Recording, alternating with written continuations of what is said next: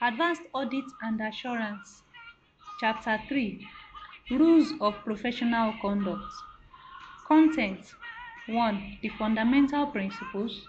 2. Integrity, objectivity, and independence. 3. Confidentiality and conflict of interest. 4. Corporate financial advice. 5. Chapter review. Introduction. Competencies. Legal, regulatory, and ethical issues. Assess and advise on technical, professional, and ethical issues that may arise during assurance engagement in public and private, including evaluation and communication with any party to the engagement. Identify and explain the nature and purpose of laws, regulations, standards, and codes in the context of assurance engagement. Accepting engagement and managing assignment. Identify and explain the legal, professional, and ethical issues during the acceptance of assurance or audit assignment. Exam context. Ethics is a fundamental component of every accountant's life. You therefore need to be familiar with the underlying guidance and principles of ethics and be able to apply those principles in a given scenario. This chapter is a continuation of the ethics you studied in the earlier audit and assurance paper. However, the ethical dilemmas encountered in this exam will be more complex and involve a greater degree of judgment. Furthermore, the ethical dilemma may not be as obvious to spot as in previous exams. By the end of this chapter, students will be able to 1. Describe the fundamental principles of the IFAC Code of Ethics. 2. Apply the conceptual framework to identify threats to the fundamental principles and suggest appropriate safeguards across a range of common scenarios. Subtopic 1.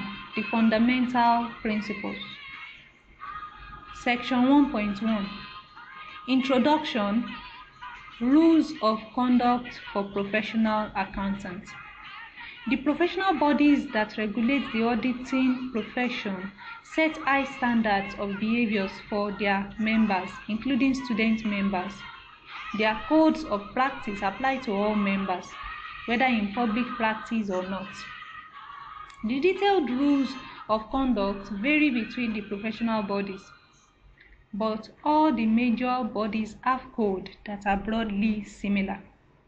In setting a code of practice, each professional body is complying with one of its regulatory functions, which is to ensure that statutory audits are performed only by fit and proper persons who act with professional integrity.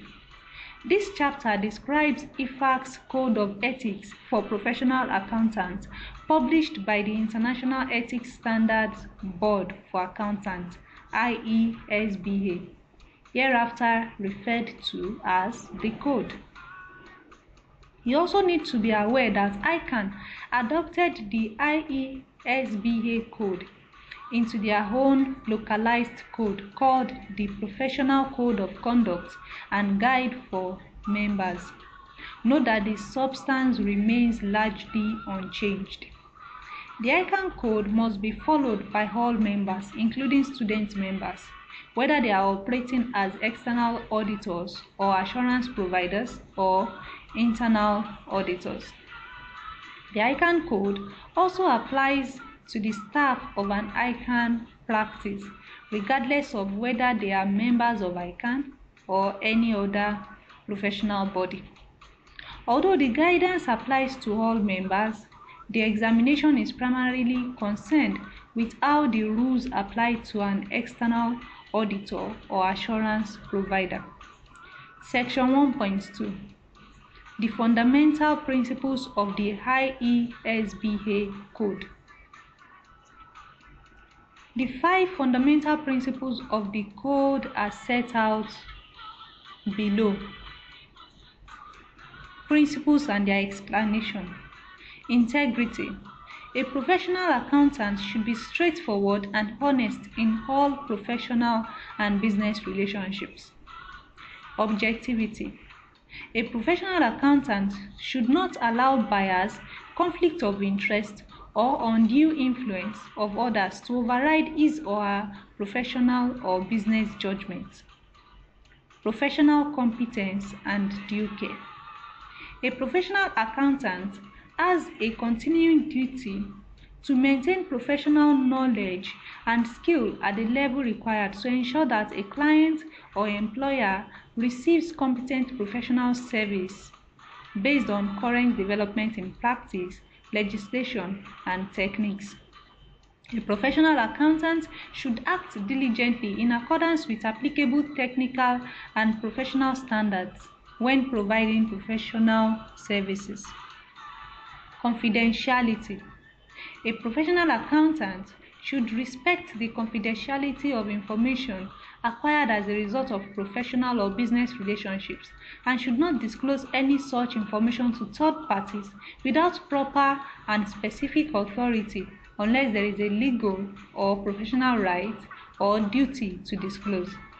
Confidential information should not be used for the personal advantage of the professional accountant or third parties. Technical standards.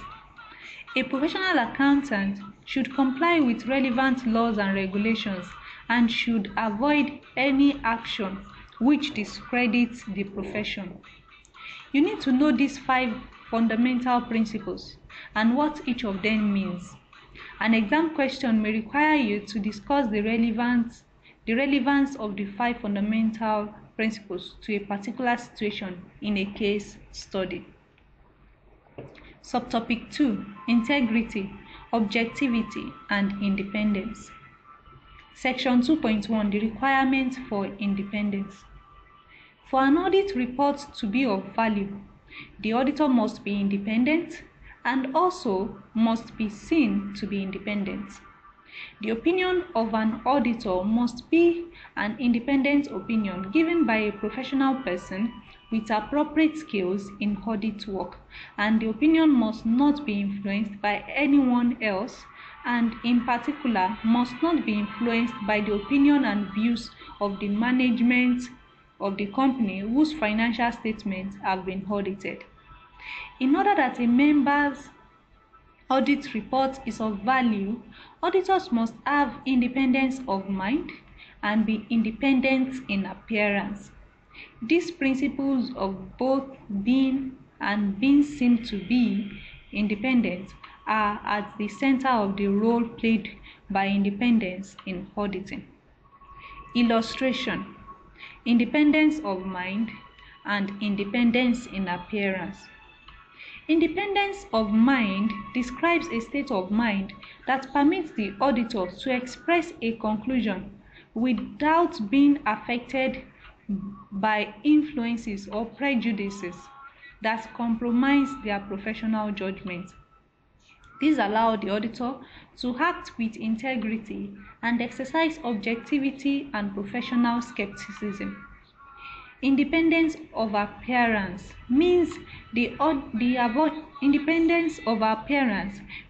avoidance of facts and circumstances that are so significant that a reasonable and informed third party, having knowledge of all relevant information, including any safeguards applied, would reasonably conclude that a firm's or a member of the assurance team's integrity, objectivity, or professional skepticism has been compromised. For example, if an auditor owned shares in an audit client, then a reasonably informed third party could safely assume that the auditor will not be truly objective, as they would not want to see the value of their investment in the client reduced. The presumption is that if an auditor is not independent in appearance, then they cannot possibly think with objectivity, that is, be independent of mind. Even if this may not technically be true, it is a presumption that must be held in order to protect the reputation of auditors. Independence of the auditor is a matter of public confidence in the audit process. Auditors need to be fully aware of situations that may damage their independence and objectivity. Such situations are referred to as threats to auditor independence. Any threat to independence may be reduced by safeguards that are taken by an audit practice or audit firm. It is a matter of public confidence in the audit process. The code takes the form of guidance on independence rather than specific rules. It is left to the individual member to apply judgment about how the guidance should be applied in practice. The guidance sets out a number of general categories of threats to independence and then goes on to list specific threats and associated guidance. Section 2.2 Threats to independence. General categories of threats. Threats to the fundamental principles are matters that could result in the accountant or audit firm acting without integrity, without sufficient competence, without ensuring confidentiality, or in a way that discredits the profession. However, threats to the fundamental principles are largely threats to the independence and objectivity of the accountant or the audit firm. The code recognizes the following general sources of threats to the fundamental principles. 1. Self-interest threat. This arises when the accountant or the audit firm has a financial interest or other interest in a matter. Typically, this means that the accountant's decision may be influenced by self-interest, and the accountant will therefore not act with objectivity and independence. Self-review threat. This occurs when an accountant is required to review or reevaluate for a different purpose a previous judgment he has made or action that he has taken. Self-review threat can also apply to audit firms.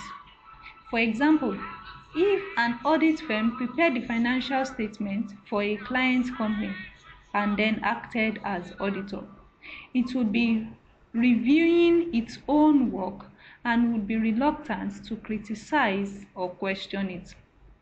This would be a threat to objectivity and independence. Advocacy threat.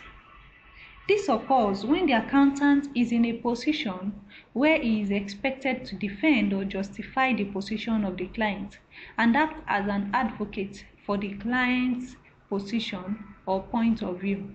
This would be a threat to the objectivity and independence. Intimidation threat. This occurs when the accountant is deterred from acting with objectivity due to threats against him or his firm.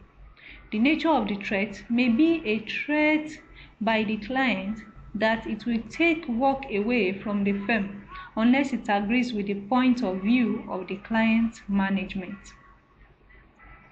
Familiarity threat. This occurs when the accountant becomes too sympathetic with the client's position due to close relationships. For example, this may occur due to a long association over many years in carrying out the annual audit. The code goes on to give guidance about a number of specific threats which an accountant might be faced with. Financial interest. A financial interest in a client would constitute a self-interest threat. Although the nature of the interest and the degree of control the accountant has over it will affect the level of the risk. The guidance recommends that a member of the assurance team or an immediate family member of that team should not hold a direct financial interest or an indirect material interest in a client. The interest should either be disposed of or the team member removed from the engagement. Loans and guarantees. A loan from a client, which is a bank or similar institution, made on normal commercial terms would not constitute a threat to independence. However, loans or guarantees made to or by assurance clients in other circumstances constitute a self-interest threat and should be avoided. Close business relationships. Close business relationships with assurance clients, such as having a material joint venture, represent a self-interest threat and possibly an intimidation threat. They should be avoided. Purchasing goods and services from an assurance client would not generally cause a threat to independence, provided that it was on normal commercial terms and in the normal course of business. Example, financial interest.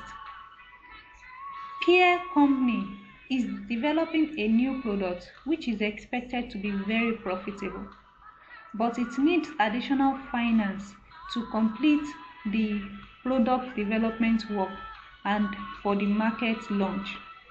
It has invited its audit firm, Push and Pull, to make an investment in the product. The financing arrangement would take the form of either convertible debentures in peer company or a separate joint venture company. If a joint venture company is established, peer company and Push and Pull would share control of the business. The joint venture company would develop, manufacture, and market the new product. What are the ethical issues to consider in this situation? Answer. If Push and Pull retain peer company as an audit firm, the ethical situation is as follows. The audit firm must not provide a loan to a client. Buying debentures in the company would be a form of loan. It would create a major self-interest threat for which there could be no suitable safeguards. A further problem is that convertible debentures could eventually be converted into equity shares in peer company, which would also create a major self-interest threat for Push and Pull. Joint venture company.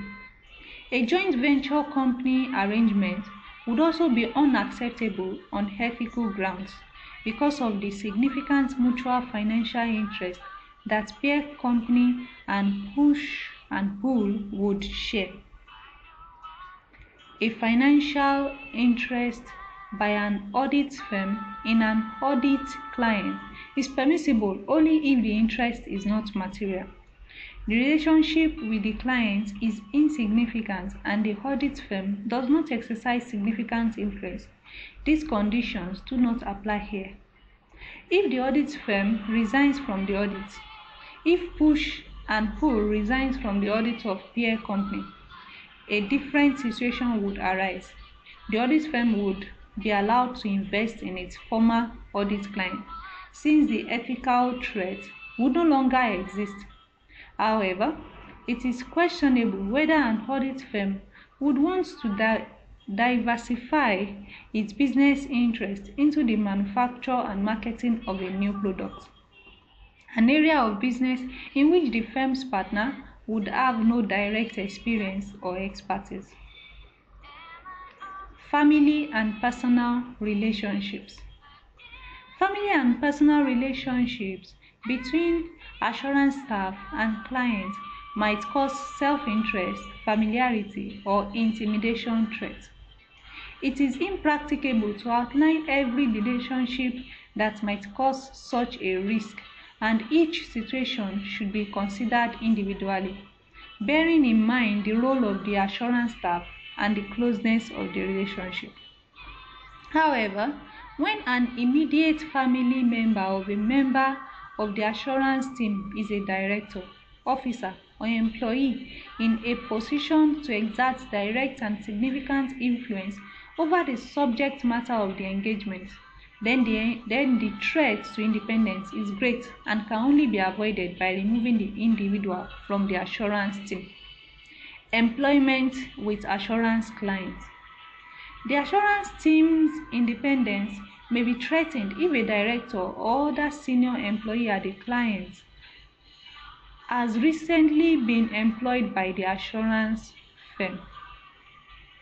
There may be self-interest, familiarity, and intimidation threats, particularly if close connections remain between the individual and the assurance firm.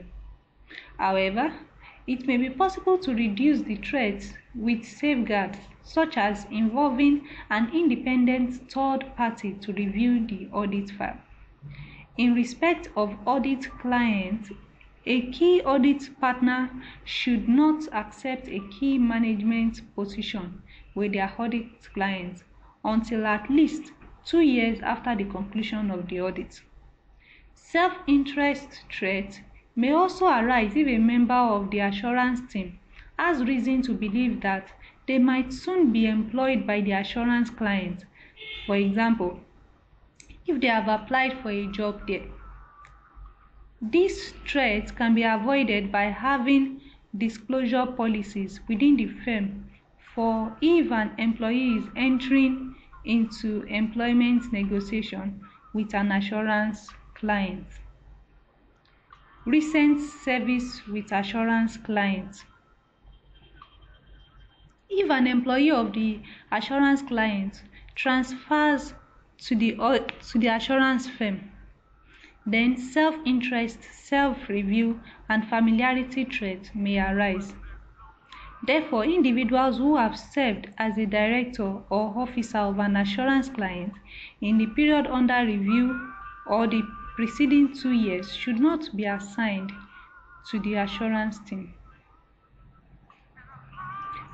In other situations, it may be sufficient to apply safeguards to independence. Serving as an officer or director on the board of assurance client. Assurance providers should not serve on the board of directors of an assurance client. However, providing routine administrative services, perhaps such as those provided by a company secretary, may be appropriate. It is important not to be involved in making management decisions. Long association of senior personnel with assurance clients. Using the same staff on an assurance engagement over a long period of time may cause a familiarity threat. The firm should consider factors such as the nature of the person's role and the length of time that he has been doing it when deciding which staff members to involve in assurance work. Safeguards might include 1. Rotating senior staff of assurance team. For example, changing the audit engagement partner or quality control partner every 7 years, then precluding them from further participation until a further period of 2 years cooling off has elapsed. 2. Arranging for an additional professional accountant to review the work done by the senior staff. 3. Carrying out independent quality control reviews. For the audit of public interest entities, the code states a key audit partner, e.g. the engagement partner, a quality review partner, or an engagement partner of a significant component should be rotated after no more than 7 years. They should not return to the engagement until after a further 2 years. When an audit client becomes a listed entity, The length of time an individual has served that client as a key audit partner should be considered when deciding when the individual should be rotated. That is 7 years minus time already served as a key audit partner. Fees. Where fees from a particular client represent a large portion of a firm's total fees, there is a significant self-interest threat. This will depend on factors such as the structure of the firm and whether it is established or emerging.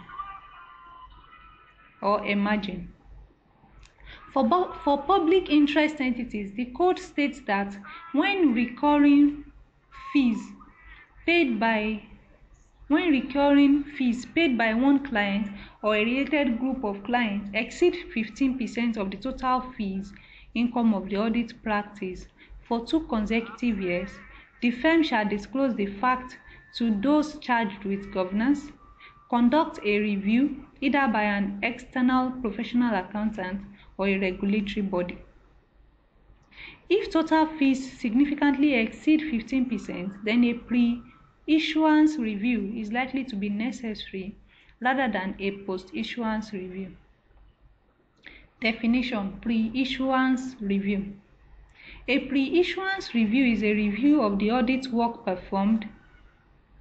A party who is not a member of the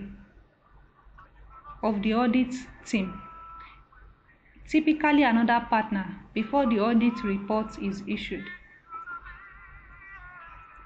Definition: post-issuance review.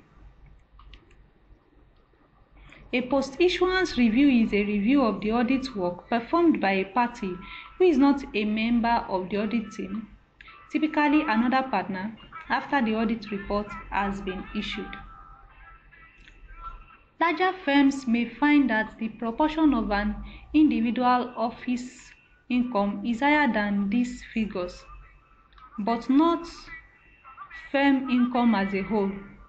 Where an individual office has fee income in excess of these figures from a single client, responsibility for signing off the audit file should be passed to a different office. Overdue fees from an assurance client may become in effect a loan to that client and should therefore be avoided. Gifts and hospitality. Assurance team members or firms should not accept goods or hospitality from an assurance client unless the value of that gift is clearly insignificant to all parties. If members of an audit team accept hospitality from an audit client, the following issues might need consideration. 1. Materiality. Was the value of the gift or hospitality sufficiently large that it could affect the objectivity and independence of the audit team members? 2. In the case of hospitality, was the hospitality accepted during normal working hours? If so, this would raise questions about the professional conduct of the auditor.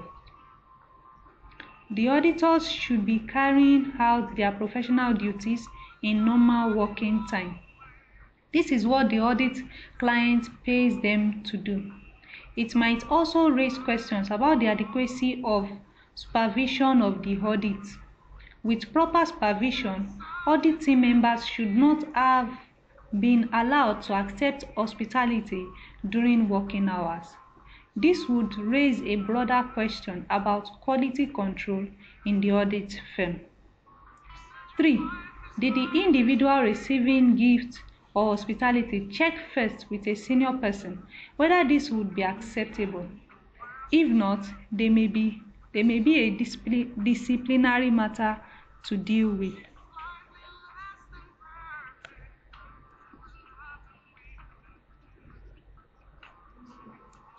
Actual and threatened litigation.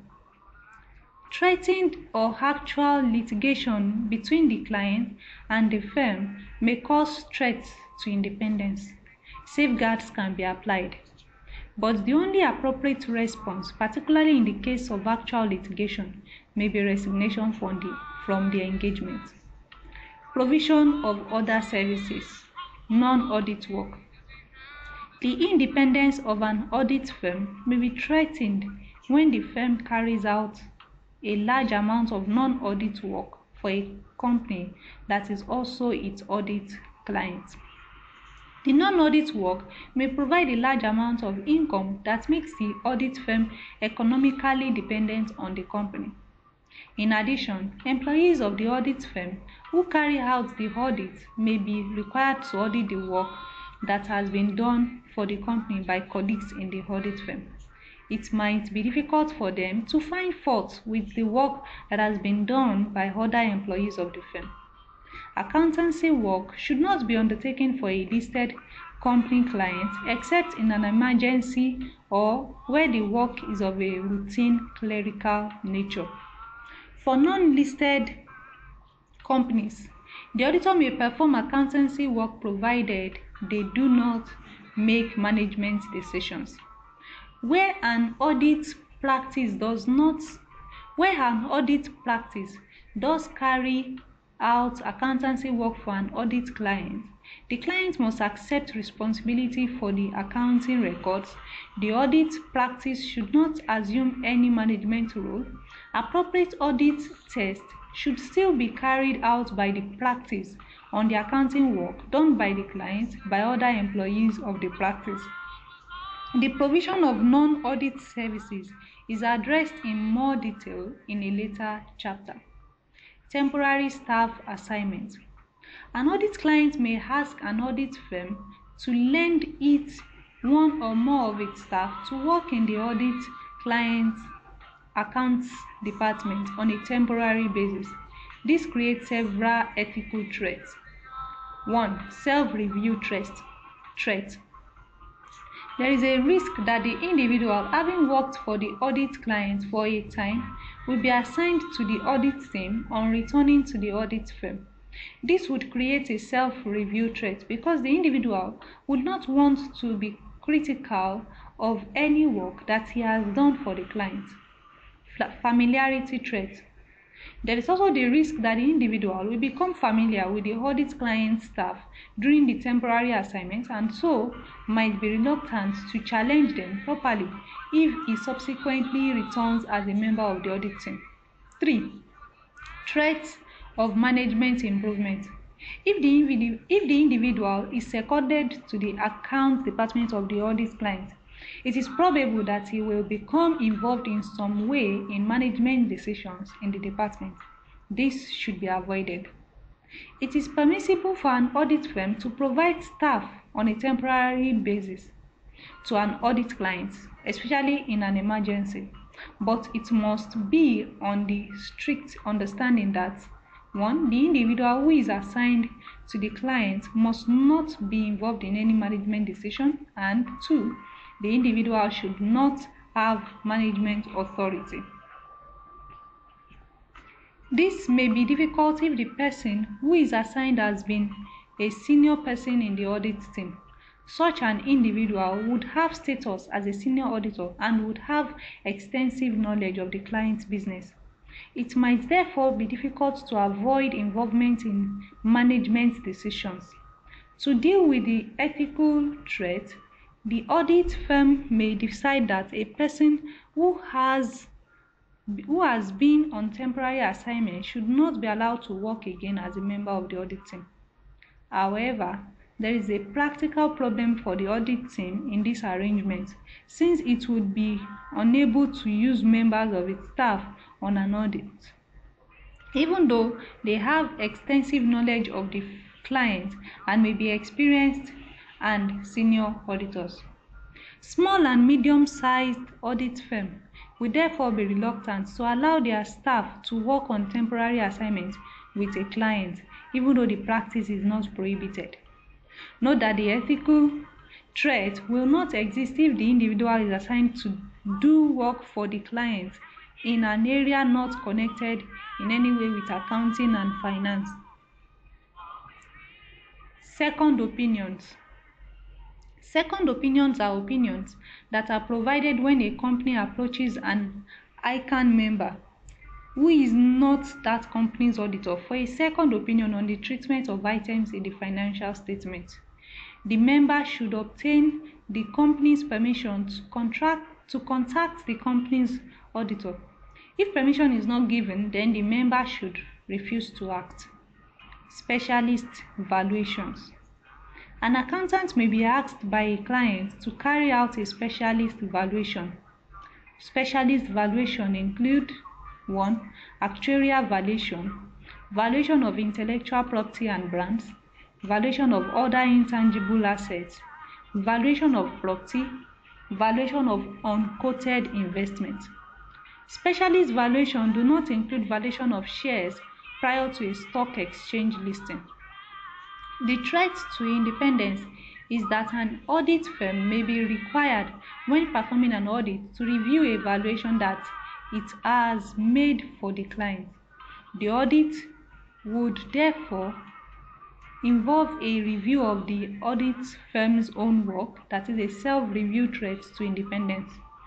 The code states that the threat to independence from self-review of a specialist valuation threat created cannot be reduced to an acceptable level by any safeguard. If the valuation service involves the valuation of matters that are material to the financial statement and the valuation involves a significant degree of subjectivity and judgment, in such a situation, either the valuation services should not be provided by the audit firm or the audit firm should resign.